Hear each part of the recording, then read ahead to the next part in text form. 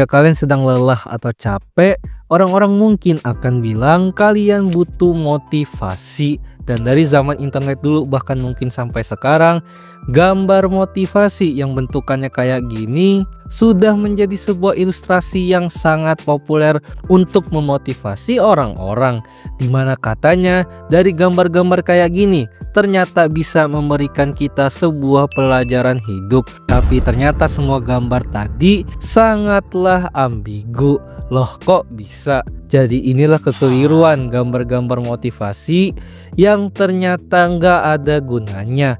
Dan kali ini gue mau bahas yang santai aja.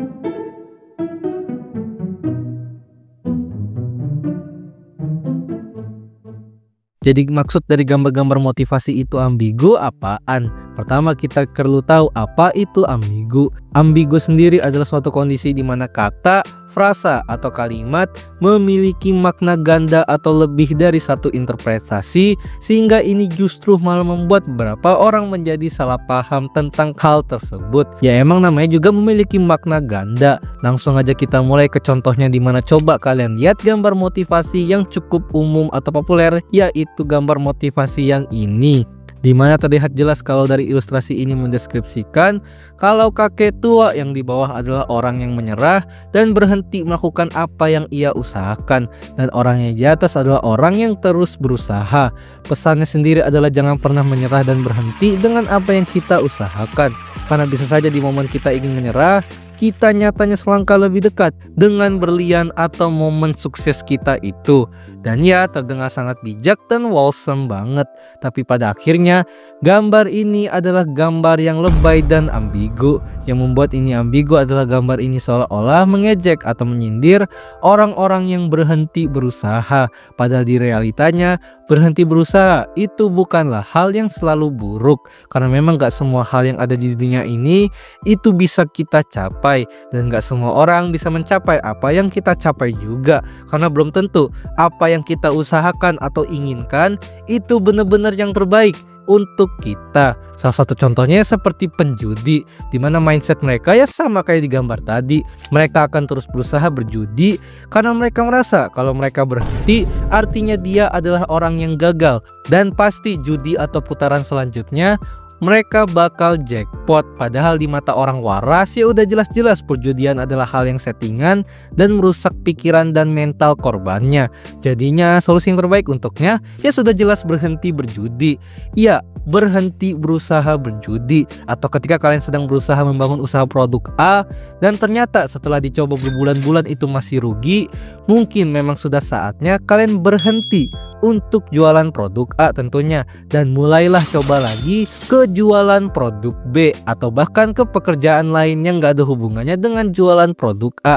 Karena bisa saja walaupun kalian menyerah ataupun berhenti untuk jualan produk A, dengan pengalaman dan ilmu dari kegagalan itu jelas kalian akan bisa lebih sukses di kesempatan berikutnya, entah sebagai penjual produk B ataupun pekerjaan lain yang gak ada hubungannya sama jualan. Dan itu baru satu contoh.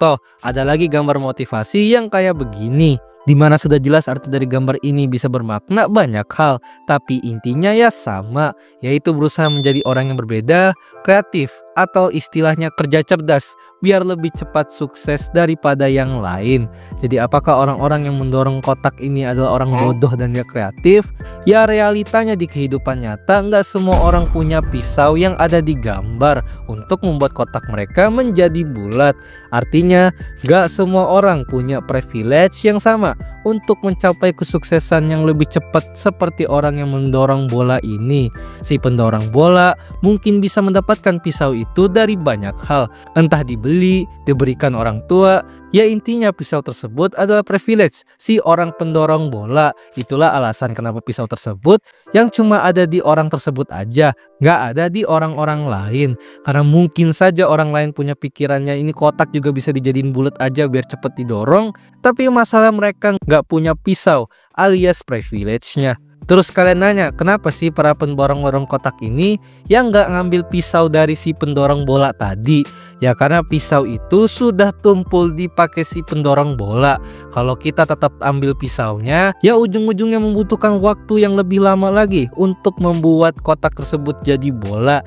Yang artinya mau kita meniru gaya sukses seseorang, meniru privilege seseorang, tidak selamanya akan membuat kita sama, bahkan lebih sukses dari orang tersebut. Pada dasarnya setiap jalan sukses orang itu berbeda-beda dan semua tidak bisa disamaratakan. Kita punya jalan sukses kita masing-masing, entah itu membutuhkan waktu yang lebih lama atau bahkan yang lebih cepat. Jadi dari semua contoh gambar-gambar kayak tadi bisa disimpulkan memang pada dasarnya gambar-gambar seperti ini tidak benar tapi tidaklah salah juga, karena memang gambar-gambar seperti ini sangatlah ambigu aja. Dan kalau memang suatu hal itu sudah ambigu, jelas hal tersebut adalah hal yang gak berguna dan adalah hal yang emang gak jelas aja. Jadi emang gak perlu didebatin. Yang akhirnya kita masuk ke chapter keambiguan.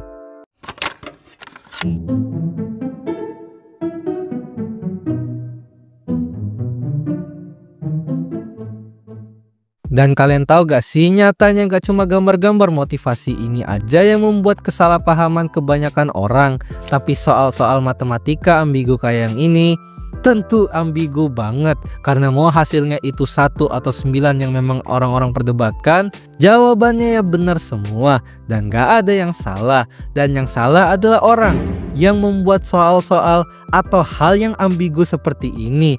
Karena hal-hal yang ambigu seperti ini ujung-ujungnya malah membuat orang jadi berdebat terus. Karena entah dari gambar-gambar motivasi yang gue jelasin tadi ataupun soal MTK yang ambigu tadi, semuanya itu gak ada gunanya sama sekali. Karena mau kalian mengambil jawaban atau perspektif A ataupun B dari sebuah hal yang ambigu tersebut, kalian tidaklah salah. Mau kalian menganggap gambar motivasi ini artinya dunia makin hancur karena handphone, ataupun gambar yang seakan-akan ini lebay banget karena nyatanya kemajuan teknologi yang gak seburuk itu juga, bahkan menjadi hal yang bermanfaat bagi beberapa orang, itu benar semua. Pada intinya, cobalah untuk terus berpikir terbuka tentang segala hal.